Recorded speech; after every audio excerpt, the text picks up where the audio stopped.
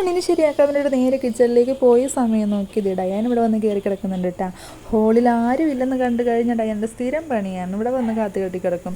അങ്ങനെ ഡയാൻ അവിടെ കിടക്കുന്ന നേരം കൊണ്ട് നേരെ കിച്ചണിലേക്ക് ചെന്ന്. ഇന്നാണെങ്കിൽ ആ മീനൊന്നും വാങ്ങിച്ചിട്ടുണ്ടായിരുന്നില്ല കേട്ടോ. കുറച്ച് സാമ്പാറിന് കഷ്ണങ്ങളൊക്കെ ഉണ്ടായത് കൊണ്ടിട്ട് വേഗം ഒരു തട്ടിക്കുട്ട് സാമ്പാർ വെച്ചെടുത്തിട്ടുണ്ടായിരുന്നു.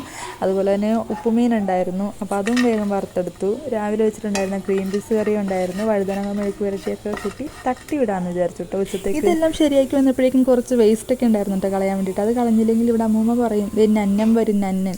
അപ്പോൾ ഞാൻ ആദ്യം വിചാരിച്ചു ഇതാരണമോ ഈ നന്നൻ. പിന്നെയല്ലേ മനസ്സിലായത് ചെറിയൊരു പ്രാണി വരുമല്ലോ, അതിനെയാണ് ഈ ഒരു നന്നൻ എന്ന് പറയണത് കേട്ടോ. അങ്ങനെ വേസ്റ്റൊക്കെ എല്ലാം കളഞ്ഞതിന് ശേഷം നേരെ കിച്ചണിലേക്ക് വന്ന് കുറച്ച് പാത്രങ്ങളൊക്കെ കഴുകാനുണ്ടായിരുന്നു. അതൊക്കെ കഴുകിയതിന് ശേഷം ഒന്ന് അവിടെ കൗണ്ടർ ടോപ്പൊക്കെ ഒന്ന് തൂത്ത് തുടച്ചൊക്കെ ഇട്ടതിന് ശേഷം എന്തൊരാശ്വാസം.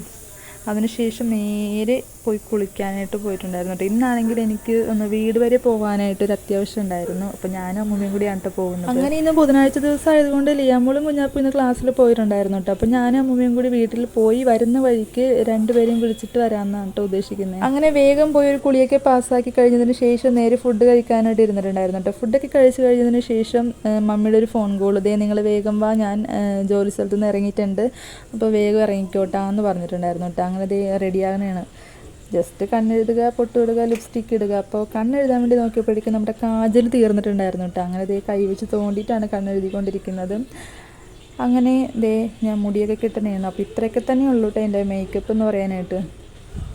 എന്തിന് ഞാൻ സൺസ്ക്രീൻ പോലും യൂസ് ചെയ്യാറില്ല കേട്ടോ. നട്ടപ്പുറ വെയിലാണ് പുറത്ത്, എന്നിട്ട് ഞാൻ സൺസ്ക്രീൻ യൂസ് ചെയ്യാറില്ല. വേറെ ഒന്നുമല്ല കേട്ടോ, കുരുവരുമെന്ന് പേടിച്ചിട്ടാണേ. അതൊക്കെ കഴിഞ്ഞതിന് ശേഷം ഞാൻ ഇട്ടിരിക്കുന്ന കമ്മലൊക്കെ ഒന്ന് ഊരി മാറ്റിയിട്ടുണ്ടായിരുന്നു. അതിന് ശേഷം ഒരു ജിമിക്കി കമ്മലാണ് ഇട്ട് കൊടുത്തിരിക്കുന്നത്. എനിക്ക് ഈ ടൈപ്പ് കമ്മലുകളാണ് എനിക്ക് ഭയങ്കര. എന്നാൽ പിന്നെ ഞങ്ങൾ വേഗം പോയി വരട്ടെ. അപ്പോൾ വീഡിയോ ഇഷ്ടമായി ലൈക്ക് ചെയ്യാനും സബ് ചെയ്യാനൊന്നും മറക്കരുത് കേട്ടോ. അപ്പോൾ അടുത്ത വീഡിയോയിൽ കാണുമ്പോൾ ടാറ്റാ ബൈ ബൈ.